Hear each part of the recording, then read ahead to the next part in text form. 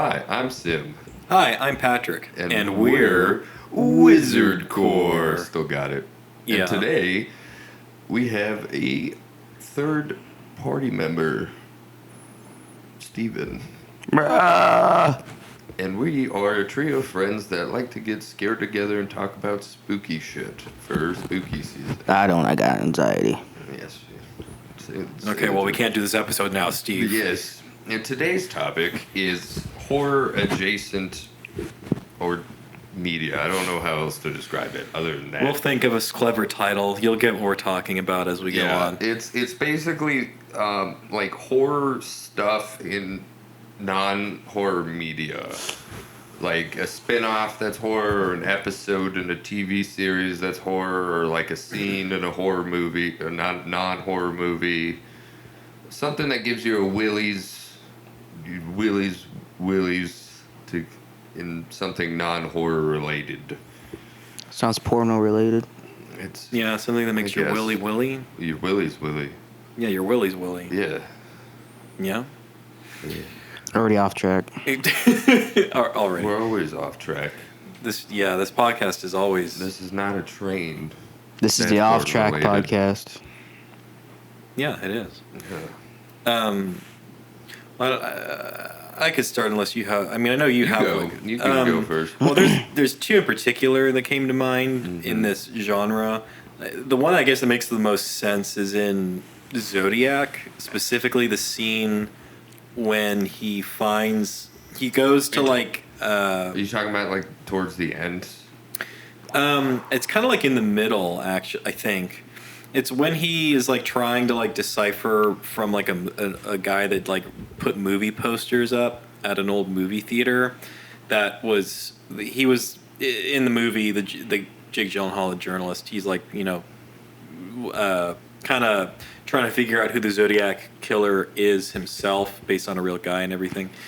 In the movie, he finds that there was like like handwriting or something on a movie poster that was similar to the Zodiac's handwriting, something like that. So he goes to the guy that like ran the theater and whatnot. Yeah. This is where he's in his basement, right? Correct. It's that whole that whole basement scene. Yeah, so I'd see where you're going with this. Yeah, that whole basement scene is great choice, by the way. Yeah, that whole basement scene, because Zodiac is kind of the whole movie is kind of horror adjacent because it's about like a serial killer, but it's more of like a procedural thriller crime movie. Yeah. It's like a realistic take on, it's Fincher-esque.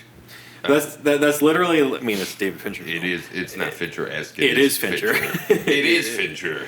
Yeah, but like that whole scene, that whole sequence that happens when, what really in my mind solidifies it as like what you're talking about is like, it's the moment of realization that Jake Gyllenhaal's character has when, I don't remember what the guy says something like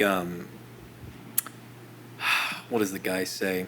To make a long story short, the guy that he's there talking to, he says something that makes Jake Gyllenhaal think that he could be the Zodiac killer. And you, as the audience member, and Jake Gyllenhaal realize it at the exact same moment. And then the entire tone of the scene completely changes. Mm-hmm. And it helps because... It's really the only time you feel that like his character is in danger. Yeah. Too, because like that's what I mean by it's more of a procedural. Yeah. Where it just kind of like follows them, kind of like deciphering who the Zodiac killer is, rather than it like follows the murders. And yeah, it does have the murder scenes, but the main characters are never in danger. They're the ones like solving the crime. Yeah, it's like the first and only scene really where you feel like his character his life is in danger. Is in danger. Because the way the sequence plays out is the guy is going into his own basement. He's asking Jake Gyllenhaal to like come down into the basement with him because he's looking for he needs to look through like old like books and whatnot about like who was there, like who was working like a specific night on a specific date. And he has that logbook in his basement, so he asks him to go down into the basement with him. And Jake Gyllenhaal literally looks like You can see his thought process of like when the guy walks down, the moment before he.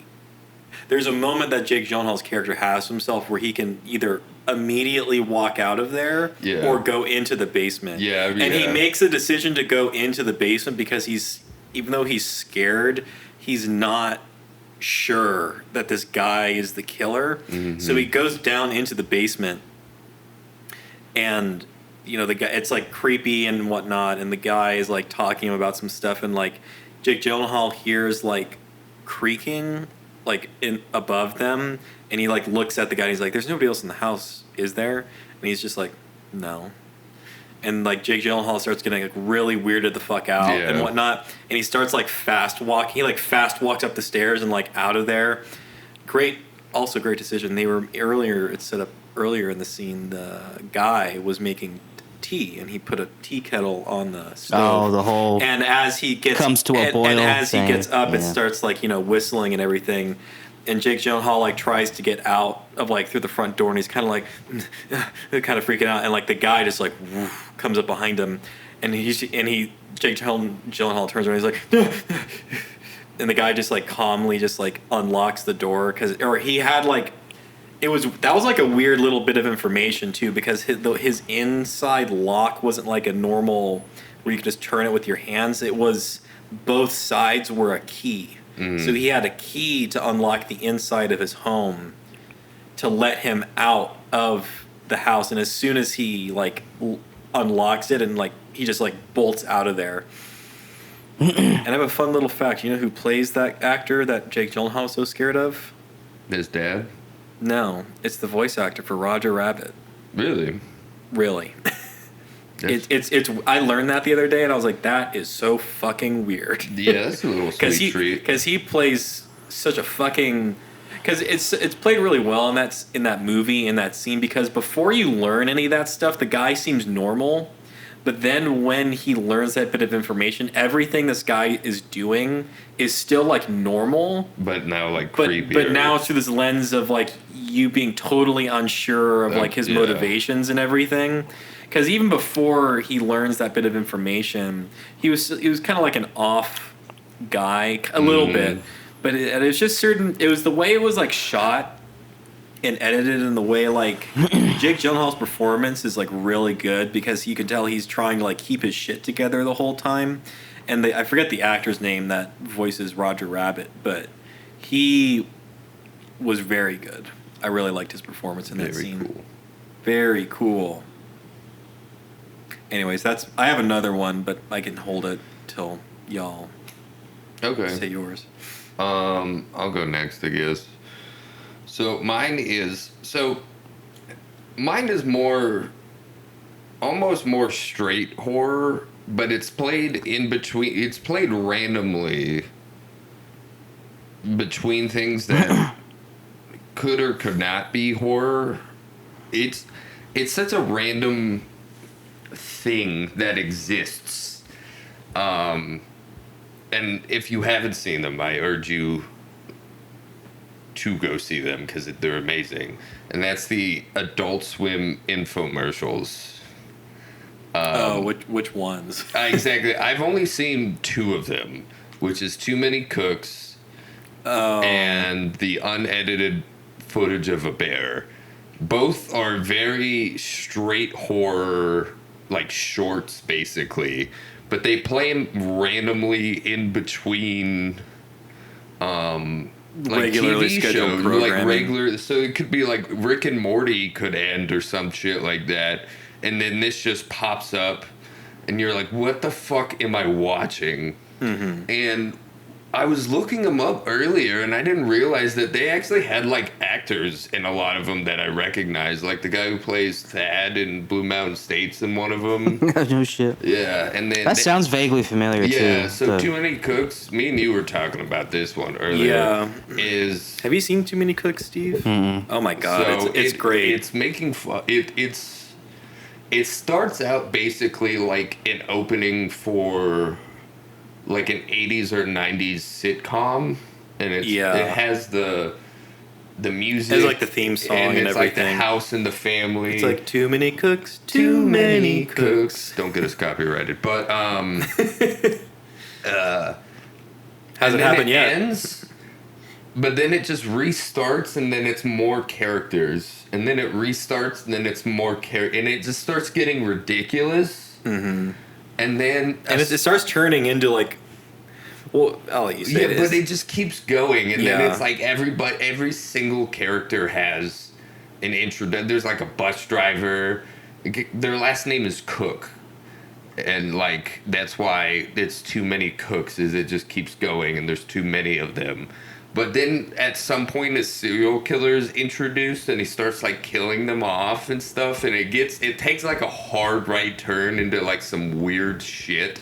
Yeah, it turns into that, but then it like keeps going even farther, and it turns into like an animated series. It turns into an animated series, then it turns into like a Star Trek like sci-fi thing all of a sudden, where there's like it's like what is it where they're like cooks or something like that? Mm-hmm. Oh, what was the acronym? It was like cooks. It was like something. Yeah. Well, during like the sci-fi sequence, and it's literally it's like an intergalactic battle is happening. It was great, Steve. We should show it to you. It's amazing. This like serial killer dude is like slowly popping up in the background. Yeah. As it keeps going. This is like 10 minutes long, too. Yeah, this just shows up it's in not between short. It like goes on. Adult Swim shows. Yeah. And it just keeps going. And then it gets to the point where he's like chasing one of them. And then they're in like the backstage of the set of Too Many Cooks. And she still has her like character title above her head. Yeah, it's like 3D tracked above her, so it's everywhere she's going and whatnot. And then I think it's also glitching a little bit. Yeah, because it's like glitching, out of like they're like out of the show technically, but they're still in the show. And then the unedited footage of a bear is the other one I remember, and that one was just it's like a mom and her. I think she like goes out into the street and sees like another version of herself, and she looks, and then the other version of herself just starts running at her to metal music, and then like attacks her and kills her, and then takes over as the matriarch of the family, but she's all weird and like mean to the kids, and then the kids I've seen this actually, like picking up on it. Dude, it's another weird like. She's in horror. Like a suburb. Yeah. I've seen part of this. Dude, all the infomercials just like are so strange and take hard right turns into horror. And that's like my main one that I think just. If you haven't seen any of them, just watch them. They're terrific. Yeah, there's also, like, for mine, if you literally on YouTube look up Zodiac basement scene, like, the entire scene is just, like, somebody just uploaded only that scene, and it's... Yeah. Just that scene within itself functions as, like, a little short horror film, honestly. Like, because you can literally watch it without the rest of the movie, and it's actually scary still. It's just a really well done, just, like, little snippet of the movie, but... Mm-hmm. But, Steve... Do you have any... horror adjacent. You still blinking? Yeah, I can't think of anything.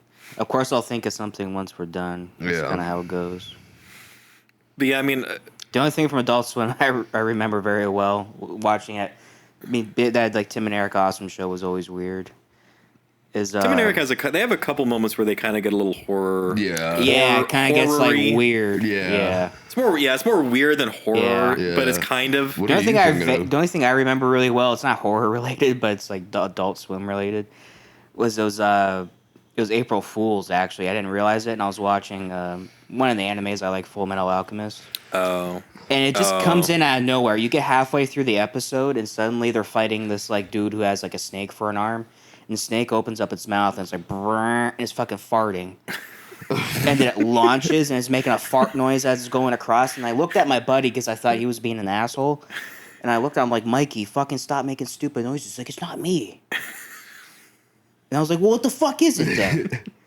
It's like, it's the fucking show. I was like, what do you mean there's fart? And then, like, we both stop, and, like, the other character's talking. He's like, la da da da, and it escalates because it slipped in like one or two. Oh my god! Then over the course of like 10 minutes, you can't hear shit throughout the whole episode. It's like someone opens up their mouth to be like, "Oh, non-disco."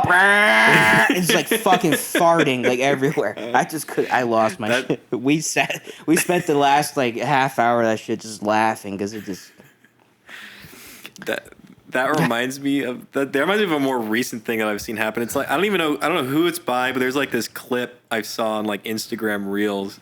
I think it's on TikTok as well, of like these guys playing like I think it's Resident Evil 7, and like in the cutscenes, it's like starts out all. Is that normal. the one with the big gothic chick? Yeah. The one everyone. Wait, no. Wait. It's one. It's like no, it's not 7. It must be like 5. It's maybe earlier. That's 8. I don't know which one has a chick. It's one of the earlier. It's like PS3 era. Oh, okay. It's the one that was more like action oriented. Whatever. I think it was 5. Might be 5. Yeah. The one in Africa. Yes. Yeah. Okay. Yeah. It's that one. Then, yeah. So that was a great one. That's the one I played. These guys are playing Resident Evil 5, and they're playing like they're like on like Discord or whatever playing. So they're not in the room with each other, and they're. So like everything's normal and they're in like a cutscene, and all of a sudden like like the chick character, she like it like just changes camera angles, and all of a sudden she's like the Lara Croft like Tomb Raider character model, and he's just like, and there's like one guy that's not in on the fact that this is going to be happening, so he's like, what the fuck? Like your character model changed, and he's just like, what are you talking about? It looks exactly the same, and like that keeps going on for a bit, and the guy's just like. It's so perfectly timed. The guy's just like, did you put fucking mods in this game, and like the camera angle just like pans over and the guy is fucking Master Chief, and he perfectly timed it. He like looks, his character model looks over and the guy is just like, no. It's shit like that where it's just like all of a sudden just like shit just starts changing in front of you. It was so funny just when the farts escalated because like in the first couple of minutes of the episode you're like. We're arguing with each other. Like, stop making stupid noise. Then, like, by the end of the episode, it's just like, just fucking farts everywhere. Fucking snake. I'll just never forget the fucking snake. Anytime I see snakes, I picture them opening up their mouths and farting. As it's flying across the I don't know why Steve's reminds me of the joke we made about the semi-racist Scooby-Doo anime. Oh. Me and Patrick. Do I dare do that impression on here? Yeah, Probably me not. and Patrick came up with this joke about like what a Scooby-Doo anime would sound like, and then we did the voices. We were like, he's like, "Zung Scooby Sound." Wait, that's Shaggy talking? That's Shaggy. What did we come up with Scooby? We never actually like figured it out because he does like like the Scooby. He was like Ruby Ruby thing in like the actual show, but we were just like, how? We're literally like, how do we make this offensive? We'd have to take it to a level of like South Park sort of shit. It's just exactly. Are we making you uncomfortable, Steve? I know you're probably not uncomfortable. You're just like, this is going to air somewhere. Yeah, on Spotify and YouTube. Check us out. Yeah, youtube.com/wizardcore. Subscribe. Leave a like. Hit the like button. And hit that like smack button. that bell. Smack that bell and hit that like button for more racist content. Check out the link below for Raid Shadow Legends. Not a real Raid sponsor. Shadow Legends. Not a real sponsor. Wendy still needs to pick us up after that. We're last still waiting episode on those we did. fucking spicy nugs. Those nugs, man. The Nazi nugs. Nazi nugs, Jesus. Eaten specifically by pedophiles. Speaking of, we came up with the... God damn it, Patrick. You brought it. You brought it up this time. You can't say "God damn it, Patrick." You brought it up. It was a passing joke, and then you're like, "Speaking of," you can't just let it pass. Let's not go down this road. Yeah, let's What's your next horror, Jason? This is already touring. You're like, get back on track. Get back on track. It's Collect yourselves. It's The Boy and the Heron. There's multiple. You haven't seen it, but there's multiple moments. There's like a couple different moments that are kind of like they're not like straight horror, but like when you when you're watching it, it kind of has like the vibe of a horror film. There's one moment in particular. I didn't talk to you about it, but I brought it up though. It's the moment. It's the pelican that is that's voiced by Willem Dafoe that I was talking about. Oh. It's kind of a lot to explain. The point is that in The Boy and the Heron, the boy and the heron go into like the other world that exists in this movie, right? Yeah. And to make a long story short, in this world there are pelicans that are like kind of more sentient. Mm-hmm. They're not just like animals. They're like spirits that have like turned into pelicans for whatever reason. And so that's what happens. That's literally what happens. Fucking... And it seems like that's fucking funny. They got high and just wrote this movie. Kind of, yeah. But there's a moment where they have to like keep eating people. No, well, actually, kind of. Pelican food. They eat. There are these little like cute like white spirit things that like baby spirits. Yeah, literally, where like they like are born here and then they go in. They eat dead babies. They eat. No, they're not. They're. I guess. Said cute little white babies. They eat dead little white babies now. Yeah. Is that what? Yeah. No, they're these. They They eat these spirits that are supposed to be like us in this world. So dead white babies. Sure. And they they eat them and whatnot. And what's the main character? He has to like stop that from happening. So he like makes some shit happen and whatnot. So the boy, the heron. The boy does this, and so not that long afterwards, like a scene happens in between that, and then the next scene is he walks out. They're on like this like wrecked ship boat thing, and there's like a pelican that's like all fucked up, and it's Willem Dafoe voicing him, and he's like talking, and he's actually like he's like bloody, he's like actually messed up, and he's just like sitting there like just like in like the shadows and like lit by the moonlight and shit. And the boy walks over to him and is like gonna like kill him, like put him out of his misery. And at this point, he doesn't know that they're spirits, so he's like the pelican starts talking to him, and he's like, "No," and it's like Willem Dafoe, "No, don't do that," kind of thing. And he starts He basically just starts talking to him about like the fact that like him and like his quote unquote brothers and whatnot are like cursed and whatnot. The point is, it's creepy. It's actually more sad than anything, because at first they're like, oh fuck these pelicans, but then like when you see what who they actually are, it's also because there's a scene even earlier before any of that shit happened that I'm sure doesn't make sense to y'all because this movie's fucking nuts. But there's a scene way earlier when he first gets into the world when there's also more pelicans, and he comes up onto this like gate, and it like he basically you learn like right after this scene I'm about to describe ends, where it's like kind of like the gates to hell, because beyond this like these golden gates is this like rectangular like black void thing, and he like walks up to the gates and like has no idea what it is, and he like he's like about to go in, but he decides not to, but then the entire time like he was walking up to it, like the pelicans are slowly like descending behind him and he doesn't notice. And like he turns around to like leave, and they fucking just like bum rush him through the gate, and they're like dragging him, and they're like talking. They're just like, "Yes, go into the gate, yes." They're like talking over one another. Sounds funny when I make that dumbass voice, but it's not in the context of the movie. It's actually it's an animated movie. It's a Studio Ghibli movie. It's Hayao Miyazaki's his current last movie. Yeah. Really? Yeah. Did that come out recently? Yeah, it came out like last year. It won the best Oscar for animated. Oh shit! I didn't even hear about this. It won the best Oscar. I love Studio Ghibli. It's really good. It's really, really good. First one I ever watched is Totoro. That's a good movie. That's Spirited Away. Speaking actually of like... yeah. Spirited Away has multiple moments. Like not like horror stuff and non-horror movies. Oh, yeah. Is like Spirited Away, I think, is like the epitome of that, to be honest. Well, I always mix them up Oh, Spirited Away. That's the little girl, right? This little girl. I mean, no face. Yeah, no His face. His whole character thing, like terrifying. in the middle. I watched that on Cartoon Network. There's a couple breakdowns of like the whole Japanese mythology with all that. And it's like dark. Yeah. That whole movie is dark. Like, Spirited Away is a very dark. It's a very dark movie, but when it somehow makes you feel. It somehow like reinvigorates your spirit along the way. Yeah. I think when you watch it when you're young, you're just like, oh, because like the animation's so beautiful and stuff. Yeah. Oh, it's a gorgeous movie. Yeah. There's another Miyazaki movie that used to always fuck me up. It was it Miyazaki or just Ghibli in general? No, it was the same thing, honestly.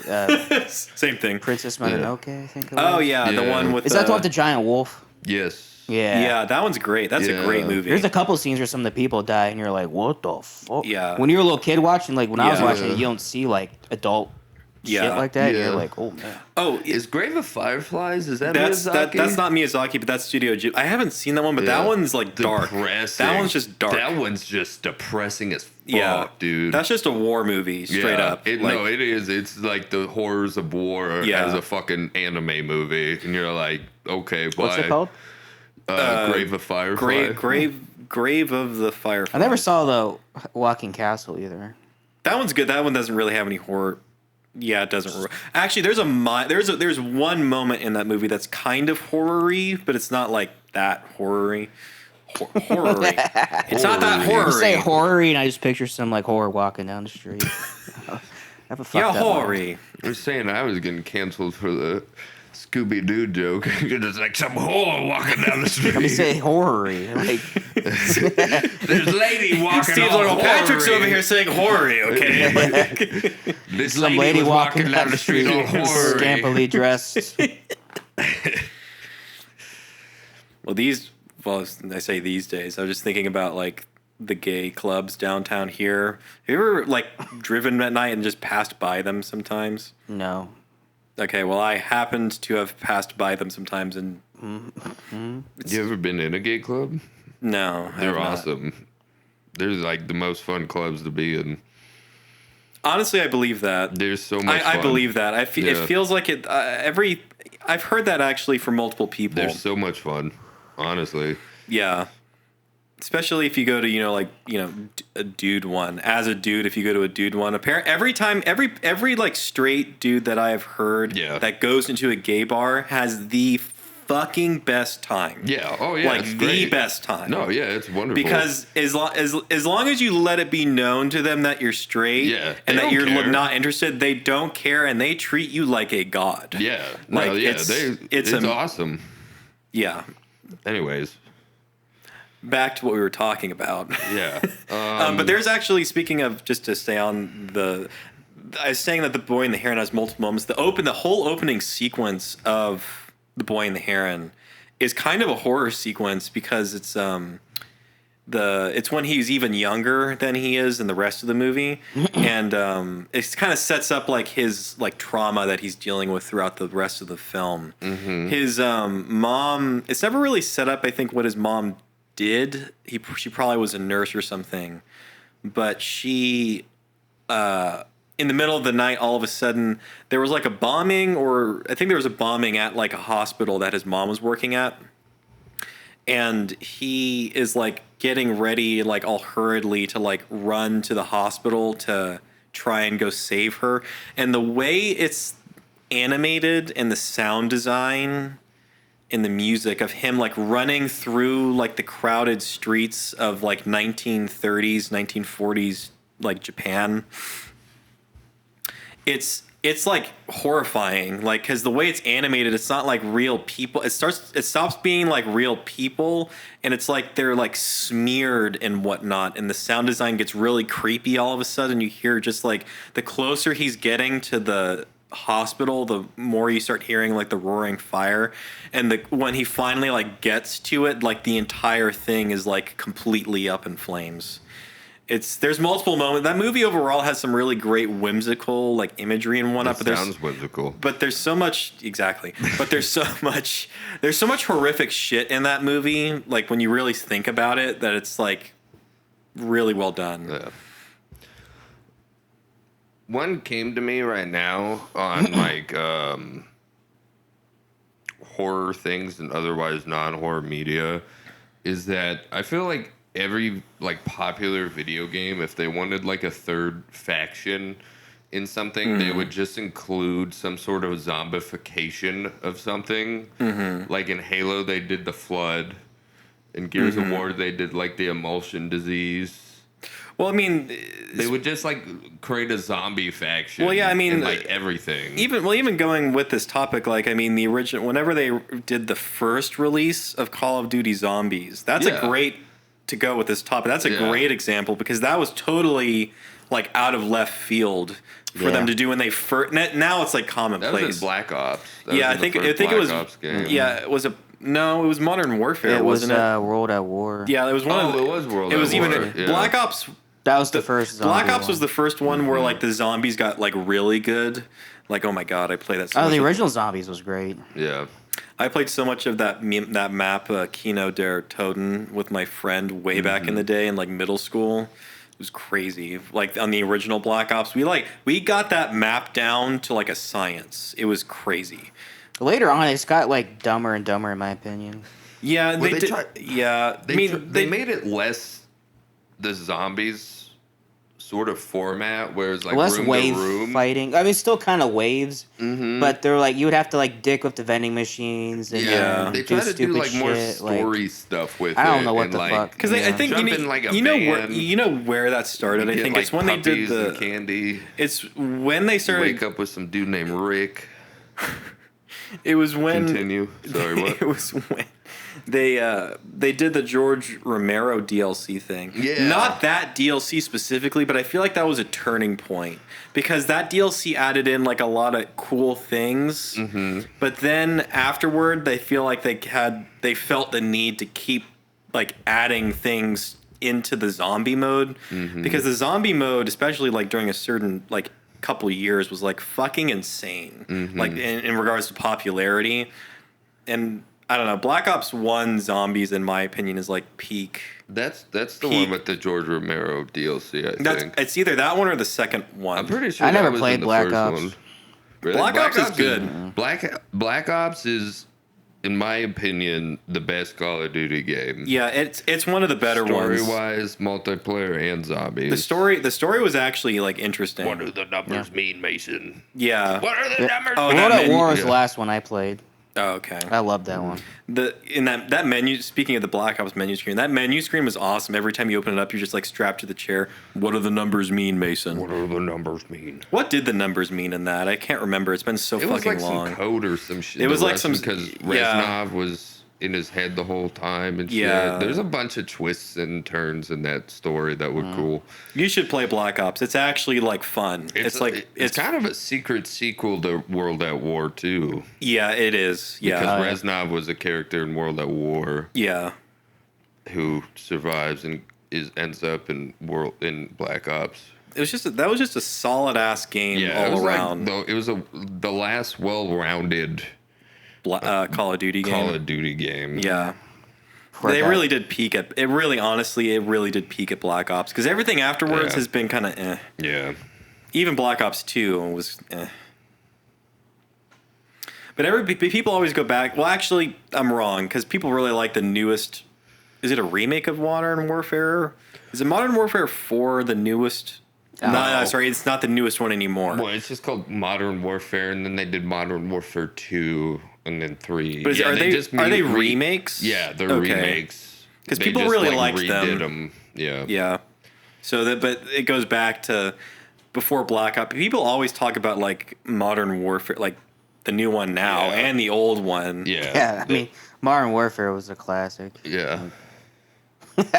Those lobbies, man, Jesus. Yeah.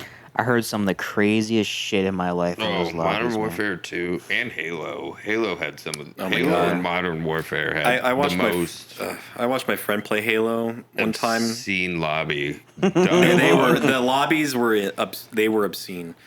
In the best possible way. Yeah. You were walking into just insanity in the best possible way. Just the absolute. 'Cause I used to most. play when I was in college, my first class was at noon, so I'd always get up early and play. I was always playing with Europeans. Oh yeah. And it was always like these like 10-year-old Brit like, oh, I fuck you, and it was like this like all this shit. I used to die laughing. That was me with Ghost Recon Advanced Warfighter.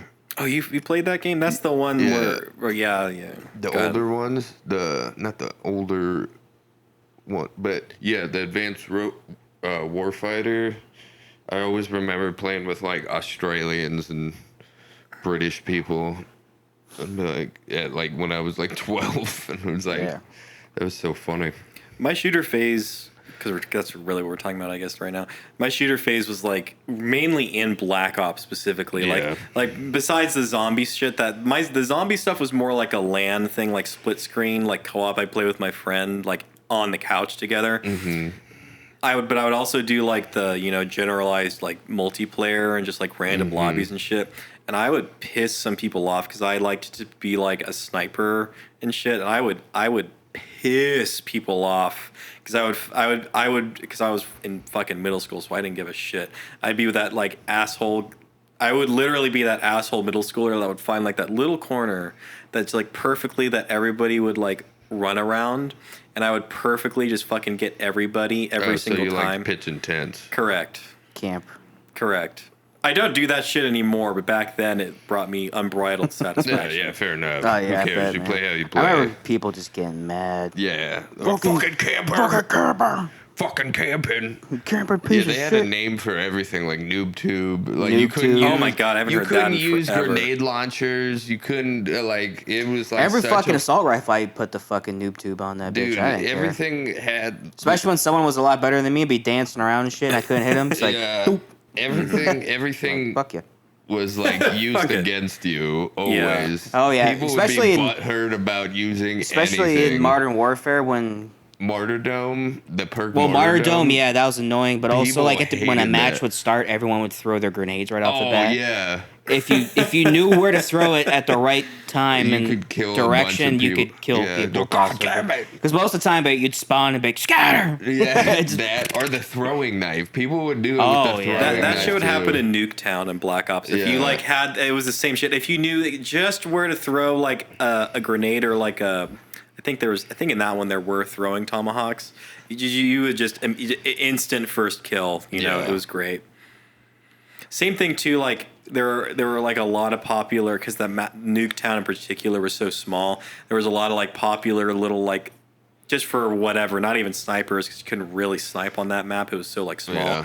Yeah. You would just like, if you just wanted to like guess and get a kill, you'd like look at a window in like the second story and Yeah. just throw a grenade up there, and like at least half the time you'd get fucking somebody. You know what's I think is not around as much anymore as it was when like Call of Duty and Battlefield and Halo was out during that like time frame, like Black Ops and like Halo like Reach and stuff like that. Is the absolute loyalty and competition of the audiences of those games. Like Call of Duty like hardcore Call of Duty players would be like, fuck Battlefield, I'll never play that. yeah, And yeah. I do Battlefield remember people that, would be like, yeah. fuck I Call do, of Duty. yeah, And then yeah. Halo would be like, fuck on both of those games.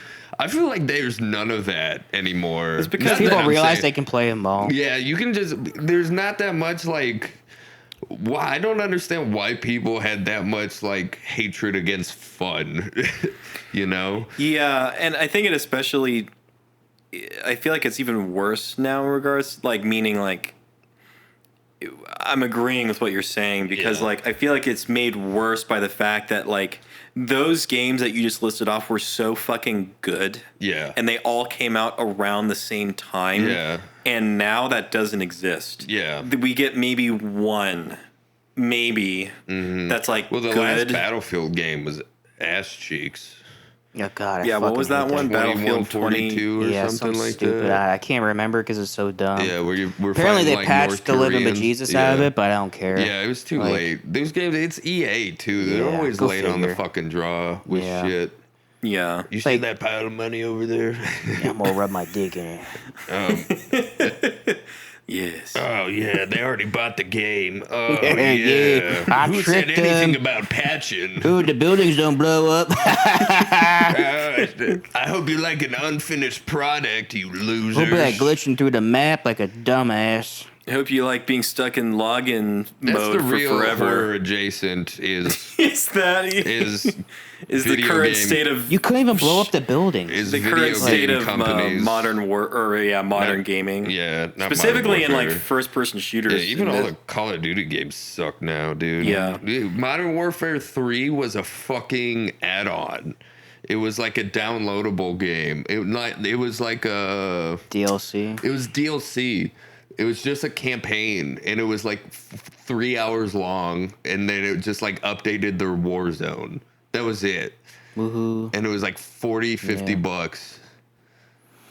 Yeah, meanwhile with Black Ops you'd get like the map pack and it was like 10 fully like loaded out Yeah. different With maps new with like zombie maps. with like Easter eggs and shit in them. New zombie it was maps. like they were all like well thought out and whatnot. Even and at that time, that was kind of stupid because like, It was stupid at that before time, but at least you'd you pay got- like $20 for an expansion pack on a game, and it's like a whole nother ass game. yeah, exactly.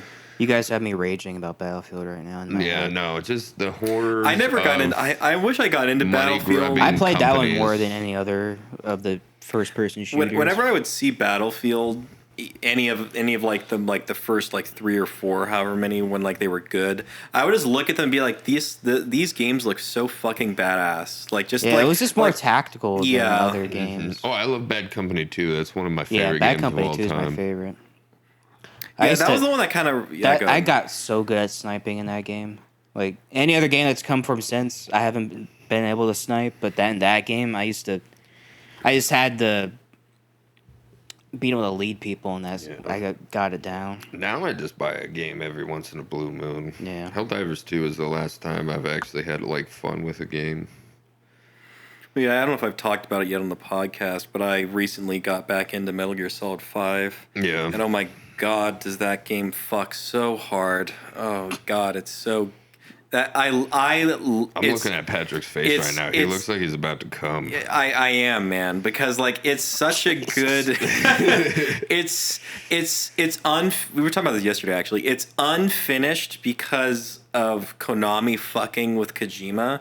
Because you get like what's supposed to be the halfway point of like the campaign, and it does this little cinematic of like in part. It seems like it's gonna end right, and it's like in part 2, like it's gonna be like all this extra shit, and there's like 4 other missions, and then the game just ends, and you're just like no. That's why I don't fuck with Kojima, man. No, it's not. It's not his fault. It's not Kojima's fault. I don't blame Kojima. No, it's Konami. Oh my god. The point is, the gameplay in Metal Gear Solid 5 is like fucking peak stealth gameplay, in my opinion. It's the best stealth game I've ever played. Is there zombies in it? Is there any horror adjacent things? Yeah, actually, there are. Yeah, I in know, many because they have moments. Metal Gear Survive. Yeah, I was like, Metal Gear Survive exists. Yes, boom. but that I wasn't. think of All I'm saying is that every popular video game franchise throws some sort of mutant or zombie in there just to have that. But Metal Gear Solid 5 already kind of has that in it, though. all of Metal Gear has like some sort of Something like fucking that. horror. Time adjacent Splitters 2 shit. had a really good Oh, yeah. Time zombie Splitters thing. has horror shit in it. They had a They're really all- good one for. Remember, like 4 of us would play it, and I think that they called it virus tag or some Yeah, shit. I love. But they virus fucking tagging. darted like motherfuckers at you, and everyone would kind of. We'd play on this one level and hold off this stairwell, and that was like pre-zombies in my Yeah. opinion, Yeah, because because you would hold down that hallway and then the big little bastards It charging was at awesome. you. And if Oh, someone missed, one of them could sneak in and get one of you, and then you'd shoot him, and he'd have to respawn, and then he'd be one of the zombies fucking charging at you. Get Did you mowed play down. Future Perfect? No, Time Splitters, the third one. I didn't even know they made a third one. Oh, fuck me then, I guess. There's a level in the campaign that was basically like Evil Dead, and there's like a boss at the end of the level that's a horse, it's a deer head, and it just goes, and it's like laughing, and then it breaks through the Oh wall. yeah, and like it's yeah. a giant, like skinless giant creature with a deer head. It's pretty, Yeah. it's pretty grody, but it's awesome. I would love to replay those games. Oh, it's great. I They had literally, them on like- the Xbox store for like $5 each.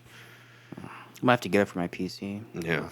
If you get it for your PC and you just get like a long ass HDMI cable, You can have it running on there and like with the controllers and like have it. Oh, yeah, I could. That way you could like couch especially because that Time Splitters is like a good couch co-op It's game. a great couch co-op. Oh, it's game. the best So, couch co-op game. Yeah. Yes. We should do this. Yeah. In our free time, we should do this. I feel like we should I've never set up played- another episode just to be about like games, For what? just like video games in general. No, I mean like talk about.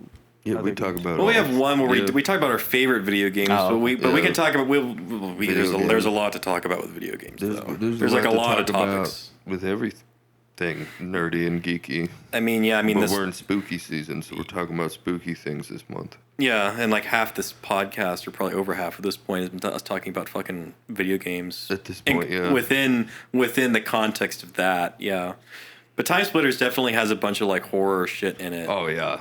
Like a lot of horror shit in it. Yes. The first level of Time Splitters 2, the campaign was horror. This like that Russian base in Siberia, and then there's zombies in the basement. No, it's been a while. I don't remember. Okay, it's good. Well, I mean, the whole opening, and it goes throughout the rest of the game, of like Metal Gear Solid 5 has like that guy that's on fire and like young Psycho Mantis hovering around doing his thing. Psycho Mantis. All I remember from that opening is the giant whale being thrown at you. Oh yeah, the giant whale that's on fire. That's like and like eats the helicopter.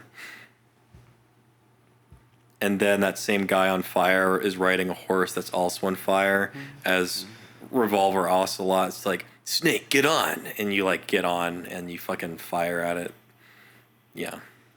I recently replayed this, so I remember everything. Yeah, no, I'm aware. Yes, I know. I I know watched you. you. You watched me. Yeah. I watched you specifically. I stood in the corner of the room and I watched you as you watched. Yeah, you're just The TV. observing me, just Yeah, like I took notes. his mannerisms, Yeah, his I psychology. was studying you. But yeah, there's multiple moments in Metal Gear Solid 5. There's a whole subplot, or sorry, it's actually not a subplot. It's a part of the main story, where there's like this vocal cord virus disease that like causes people to like.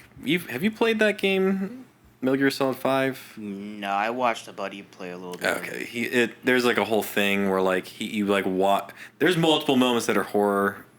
Like there's a thing where there's the vocal cord parasite that like causes people to like die and shit, and then there's a moment that is also related to that where like an infection breaks out on Mother Base, and you literally have to shoot like because there's the whole mechanic in the game where you're like literally stealing soldiers from like the rival forces that you're fighting against and bringing them onto your side. And there's a whole little section where there's an outbreak of the disease and it's contained to like one section of Mother Base, and you literally have to shoot like all the guys that are infected in the face. And there's this really sad ass moment where like you're about to leave and Revolver's like, wait, there's more guys in there, go find them.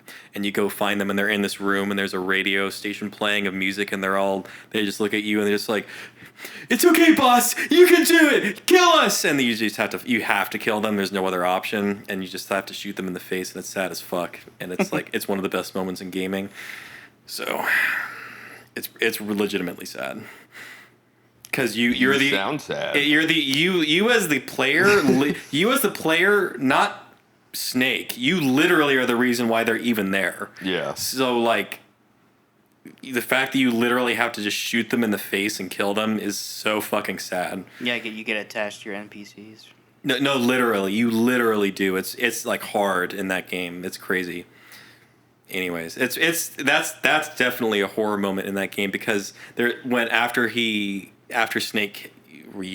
Snake kills all of them, there's this moment where like he's like walking down the hallway and it's like flashing back and forth between like, because you know how in that game he has like the fucking shard in his forehead. There's like a version of him where it's like long and it's like a horn, and then like it flashes to another version of him where he has like no skin on his face. It's just like all like meat and muscle and shit, and like he's all bloody. And it flashes back to him as normal and like lands on his knees with like all his dead fucking men around him, and he's just like, "Why, God?" You know. So it's pretty fucking awesome, honestly. It's totally like anime, honestly, in regards to tone, but it's sad as fuck and it's awesome and it's horrifying. I'd say that's horror adjacent. For sure. Yeah. Yeah. Hell yeah. Yeah. But yeah, did anybody else have any other final thoughts? I don't even know what we're at on time, honestly, at this point, but Maybe a shorter episode. maybe. I don't know. I feel like it's been a while, though. What are we at? 50. Oh, okay. That's good. That is good. I don't know. What else we got going on? We haven't, I will say this, for those listening, with like this, it's been nothing for y'all, but it's been like a month since we've recorded an episode because we had so many backlogged. So Yes. like this is our first episode back. I went on a Like- vacation. Yes, you did. And A month-long vacation. yes, and So this is our first episode back on that end, but we recorded a bunch back to back. And Yeah. so we've been releasing them. slowly. Yes. Well, So we I release it think once a week. At this point, we have 2 more still on the slate to be released. Yeah, yes, yeah. And then this will release the first Monday of October. Yes, Cool. correct. Yeah, I mean, I don't know. We're shaking off the rust, though it Yeah. won't be like feel like it, I guess, in the terms of time. Yeah. But yeah, that's all I got, really. Yeah, I don't really have anything more. I had my little rant about Metal Gear Solid 5, and now I'm done for the rest of my life. Well, that is a good rant. Yeah, y'all should play that. I mean, the fucking opening, that opening sequence though. It's a good opening sequence, but the I fact hate that you can't cannot skip it is awful.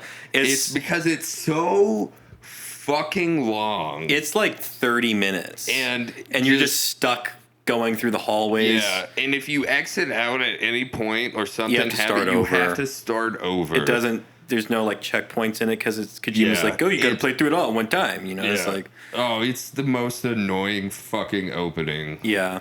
But then when It's you like cool the first time, and then It's after cool the you're first time. like, I don't want to do this again. yeah, and it takes like a good hour, honestly, to get into like actual gameplay. Once they fucking let you off the leash, it is one of the best games ever.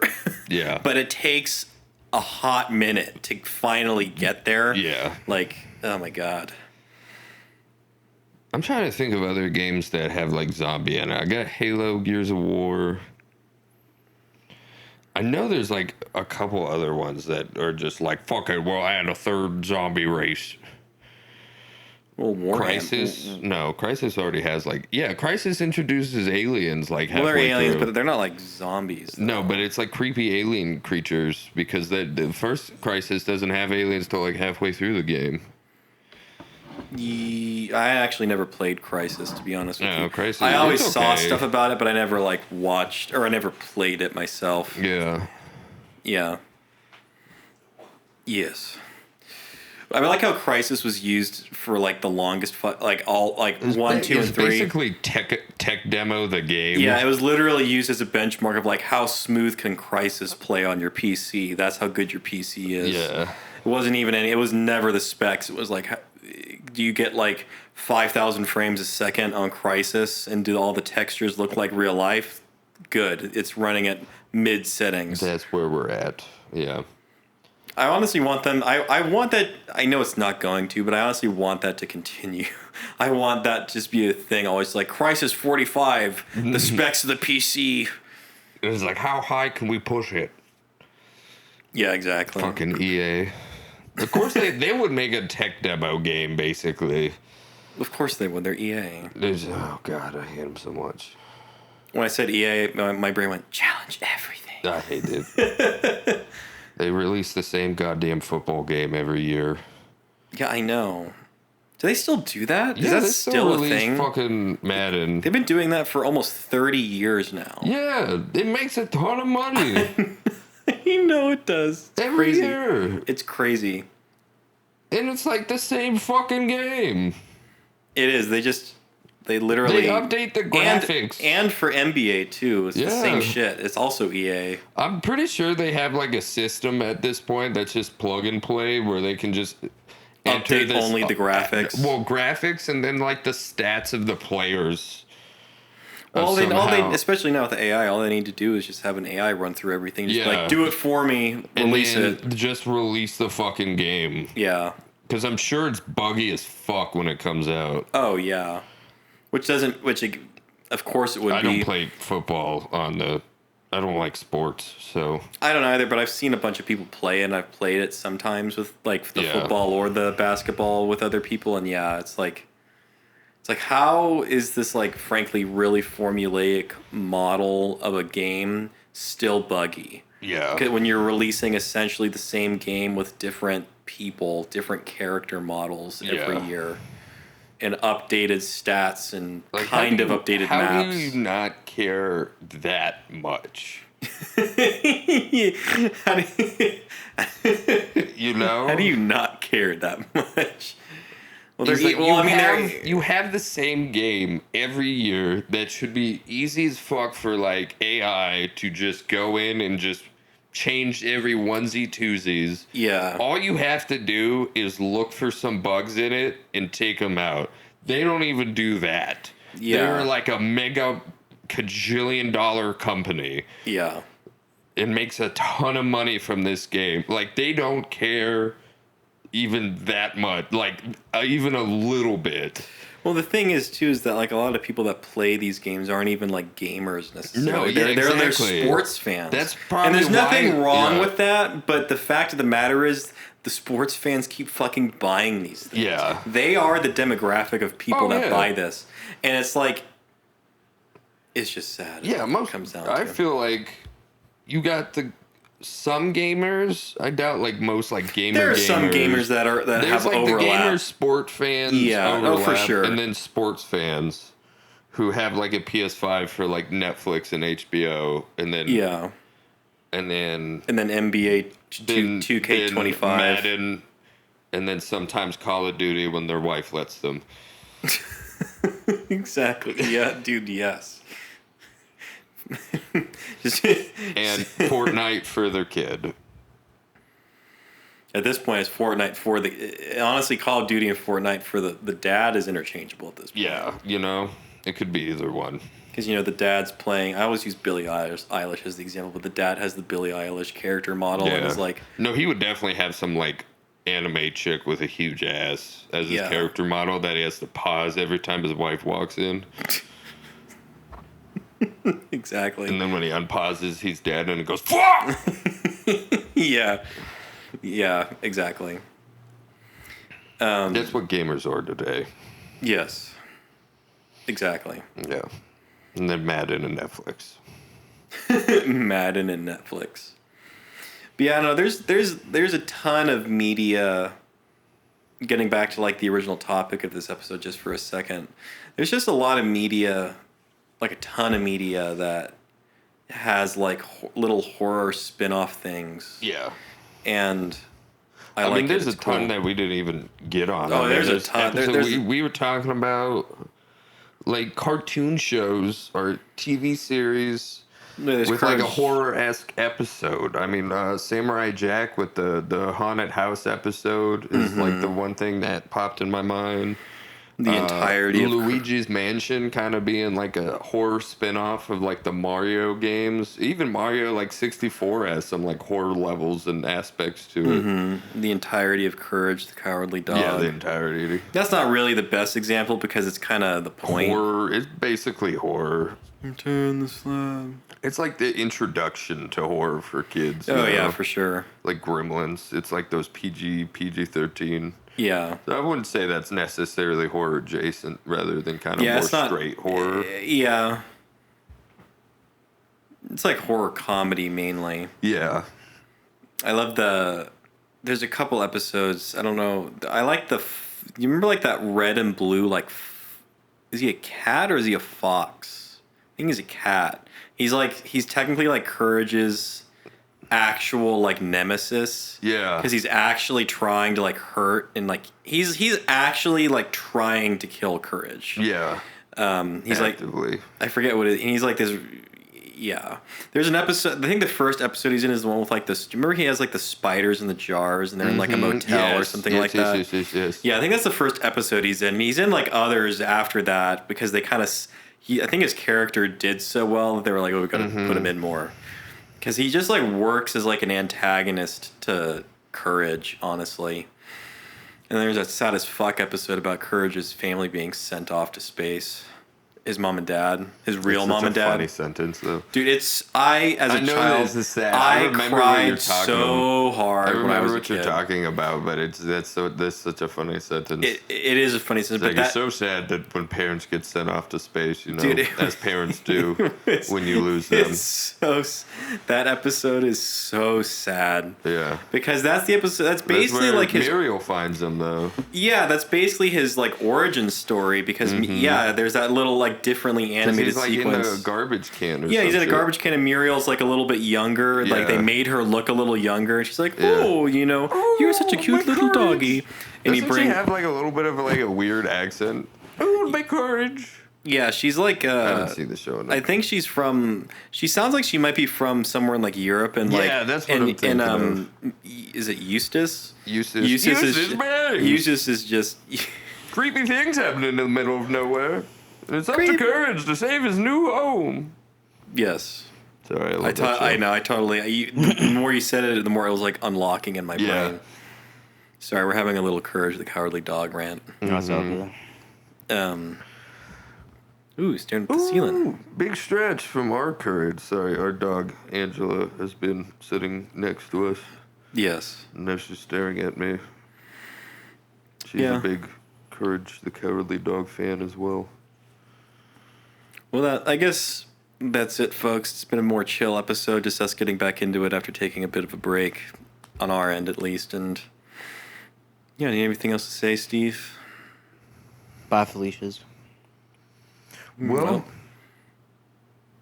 I'm Sim. And I'm Patrick. And we're Wizard Core. Thanks to the Scooby-San!